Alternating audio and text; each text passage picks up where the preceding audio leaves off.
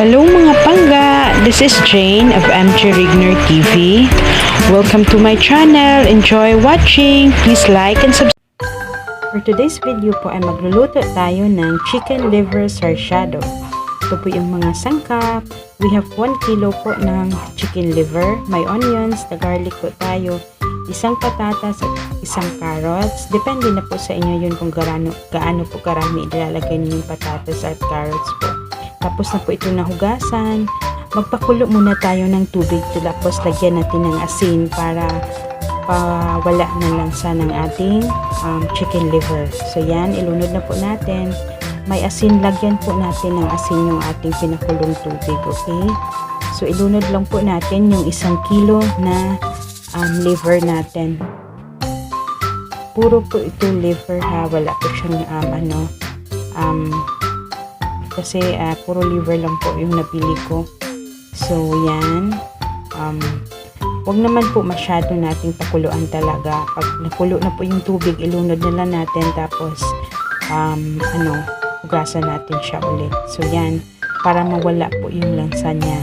So yan po, dahan-dahan lang po kasi yung ating liver, alam niyo naman, po yan, madali po siyang maturog. So yan, ito na po, tapos na po siyang sa water natin. So slice lang po natin ang ating onions.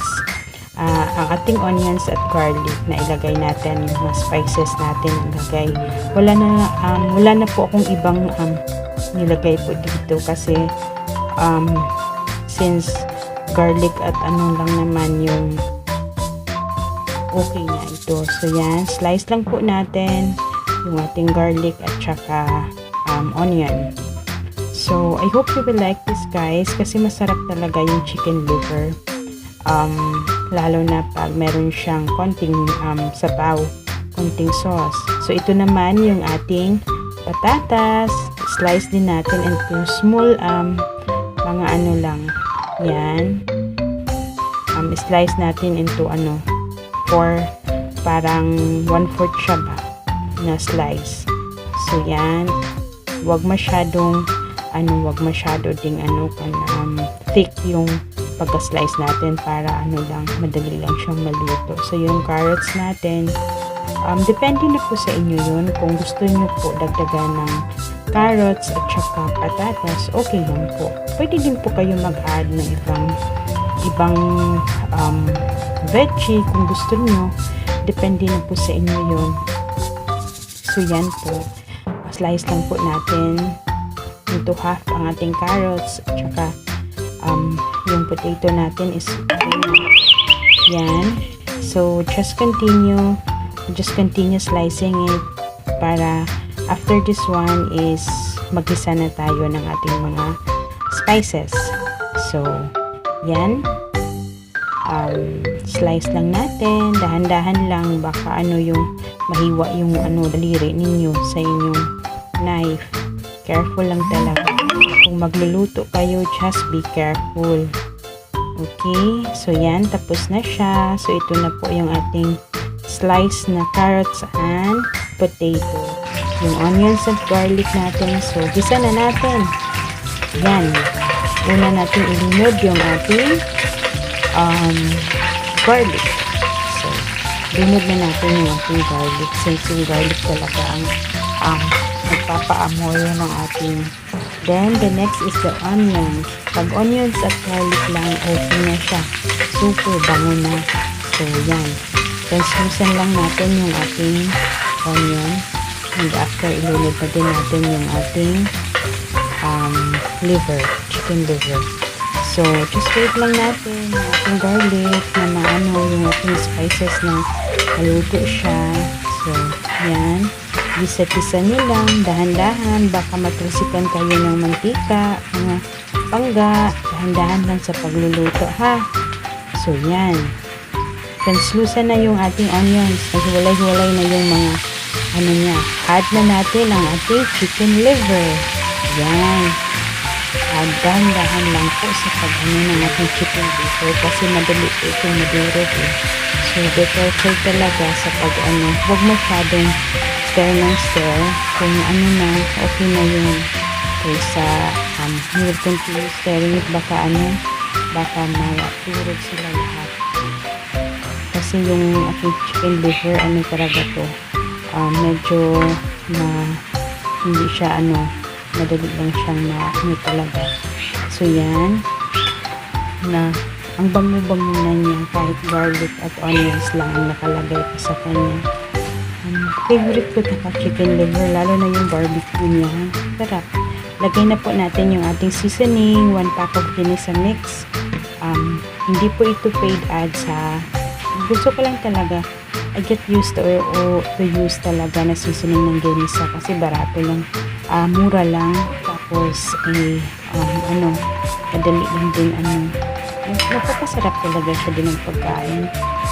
So yan, add na din yung ating soy sauce, naka-add na. So dahan-dahan natin i-stir yung ating chicken liver para siya yung mix niya.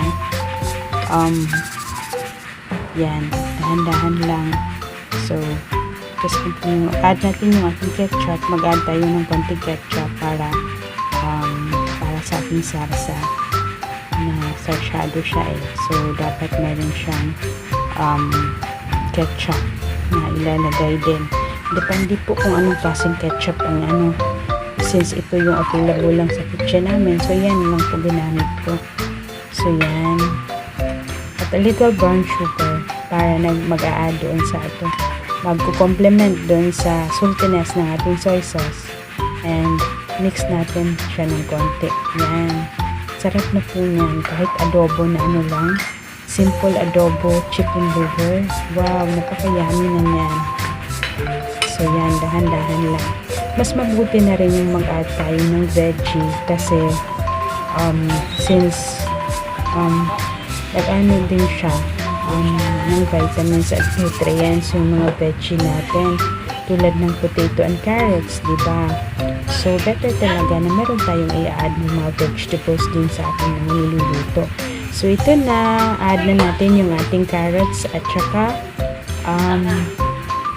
patatas, i-add na natin siya. So yan.